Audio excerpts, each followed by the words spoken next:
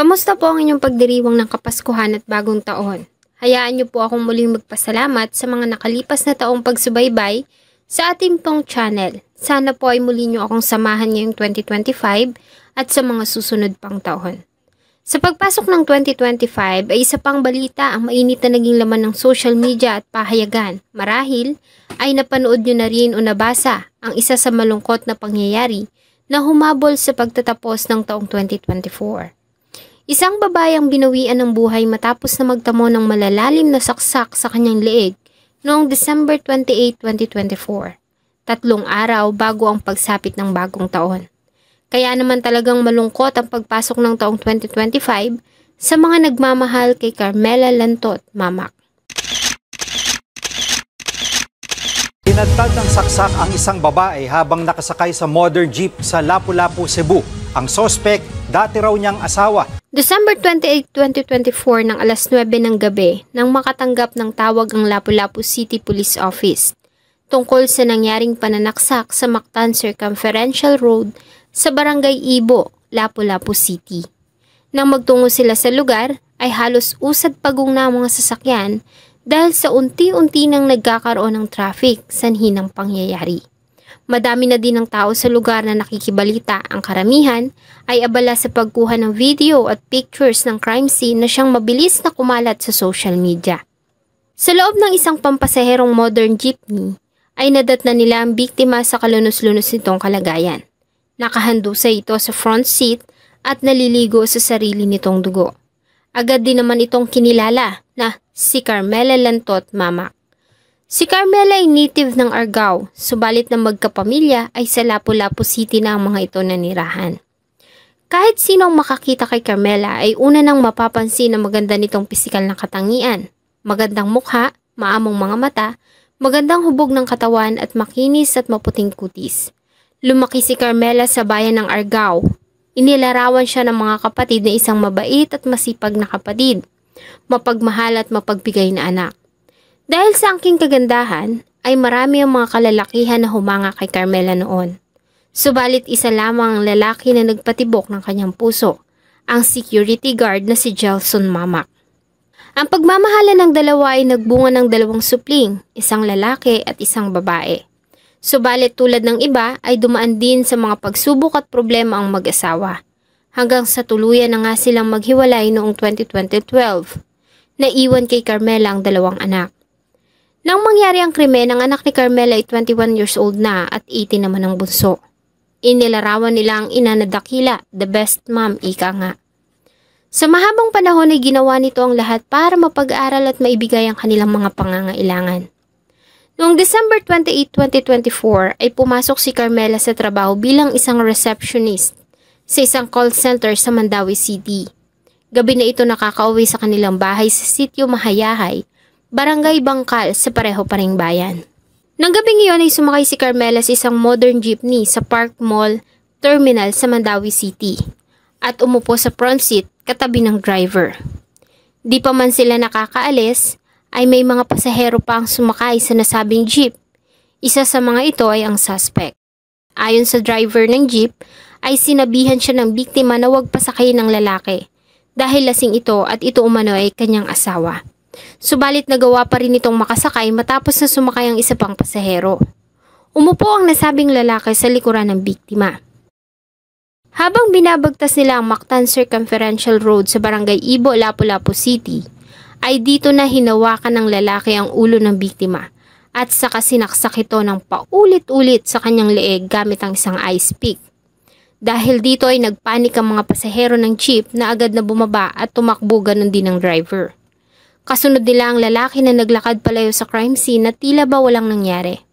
Naiwan sa loob ng jeep ang duguan at wala ng buhay na biktima. Dahil sa naging pahayag ng driver ng jeep, ay agad na nagsagawa ang Lapu-Lapu City Police ng hot pursuit operation. Ang target ay ang dating asawa ni Carmela, ang security guard na si Gelson Mamak. Pinuntahan nila ito sa kanyang pinapasukan kung saan ito nananatili. Dinatnan nila ang person of interest na natutulog sa kanyang quarters sa isang private school sa Mandawi City nang ganap na alas 10 ng gabi. Bagamat hindi alam ang nangyayari, ay maayos naman itong sumama sa mga pulis at mariin na itinanggi ang lahat ng paratang sa kanya. Ayon sa pahayag ni Jelson Mamak, ay hindi siya ang taong responsible sa pagpatay sa kanyang asawa. 12 taon na umano silang hiwalay na mag-asawa. At noong araw na mangyari ang krimen ay nasa trabaho siya dahil ipinagdiwang nila ang kanilang Christmas party kasama ang mga katrabaho. Nagkaroon umano ng inuman kaya naman ang malasing ay nakatulog siya sa kanilang quarters. Ayon sa kanya ay mapapatunayan ito ng kanyang mga katrabaho at maging ng kuha ng CCTV sa lugar. Sir, wala yung ko, sir. Ako na. Hindi po talaga ako. 12 taon na kaming maghiwalay. Pero yung time na yun, nasa trabaho ako, natutulog. Ginising na lang ako ng katrabaho ko na pinatay daw yung asawa ko.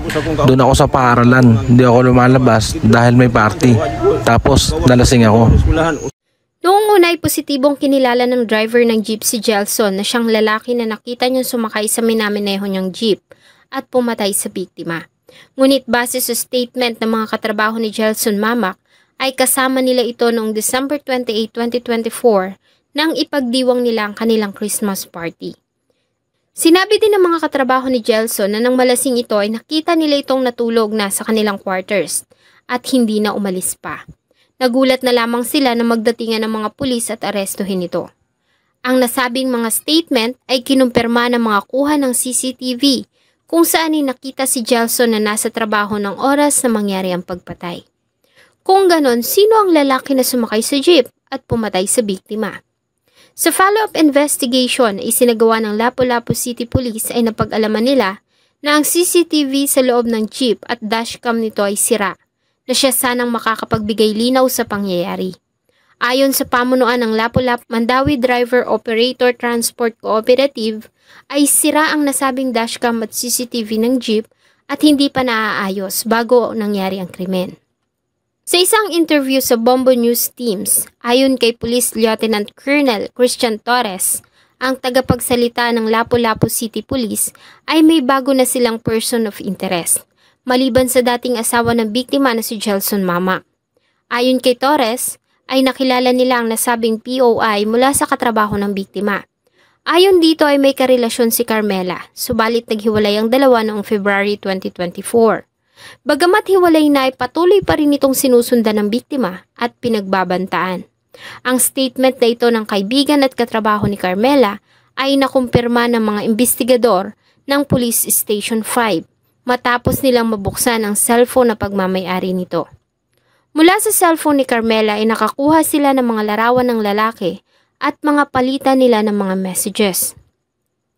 Ilan pa sa mga larawan na naroon ay nakasuot ang lalaki ng damit na siyang nakitang suot nito nang gawin ng pananaksak. Ayon pa sa mga pulis, ang katawan at itsura nito ay may pagkakahawig sa dating asawa ni Carmela na si Jelson Mamak. Kaya naman inakala ng mga nakasaksi na ang lalaki ay ang dating asawa ni Carmela. Ganun pa man ayon sa kanila ay patuloy pa rin na nangangalap ng mga ebidensya ang kapulisan para mas mapabigat pa ang kaso na isasampa sa suspect. Samantala, maliban sa biktima na si Carmela ay isa pang pasahero ng nasabing jeep ang binawian ng buhay dahil sa pangyayari. Ang 53 years old na lady guard na si Eva Villarreal. Ayon sa report ay nakaupo malapit sa pintuan ng jeep si Eva. Nang magkaroon ng kaguluhan ay natulak ito sa pintuan habang umaandar pa ito. Kaya naman nalaglag ito sa kalsada at tumama ang dibdib nito sa pavement. Nagawa pa itong maisugod sa Lapu-Lapu City District Hospital, kung saan ito ay diniklarang dead upon arrival ng mga emergency doctors doon. Sa unang report ay lumabas na inatake ito dahil sa nangyaring kaguluhan. Subalit sa resulta ng autopsy, lumabas na namatay ito dahil sa blunt force trauma nito sa dibdib na sanhi ng pagkakahulog nito sa jeep.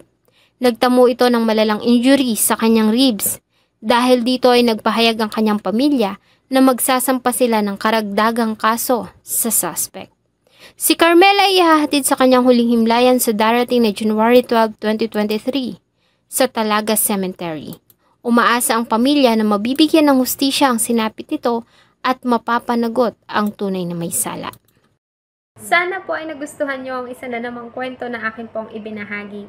Marami pong salamat sa inyong patuloy na pagtangkilik sa akin pong mga videos. Huwag niyo pong kalimutang mag-iwan ng inyong saloobin at suggestion sa atin pong comment section. Thank you so much po and see you on my next video.